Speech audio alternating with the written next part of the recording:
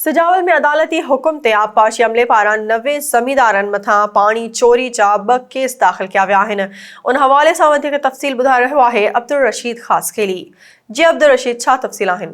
जी बिल्कुल, सुजाल में आबपाशी अमलदारनि अदालत जे हुकुम ते 90 ज़मींदारनि ते गैर क़ानूनी कट ऐं पंपिंग मशीनूं लॻाए पाणी चोरी जा 2 केस दाख़िल कराए छॾिया आहिनि। नंढी मुगड़ी ते मुक़रर दारोगे जी फरियाद ते पुलिस पोस्ट मड़ोबुला खान जाती तहलके जे 45 ज़मींदारनि ते, जॾहिं त छहतो शाख जे दारोगे अशरफ जंडील जी फरियाद ते 45 ज़मींदारनि ख़िलाफ़ कलम 430, 431 PPC 6162 एरिकेशन तहत केस दाख़िल कयो वियो आहे। 90 ज़मींदारनि ते केस दाख़िल थियण खां पोइ उन्हनि में थरथलो मची वियो आहे। ॿिए तरफ़ ज़मींदारनि जो चवणु आहे त दारोगनि बाअसरनि जी वंगार वेंदे असांखे इंतकामी कार्रवाई जो निशानो बणायो आहे, जॾहिं त अहिड़ा कट 100 एकड़नि जे ज़मींदारनि जा बि लॻल आहिनि। इन्हनि ख़िलाफ़ क़ानूनी कार्रवाई ऐं FIR छो न दाख़िल कयूं वयूं, उहो सवालिया निशान आहे। जी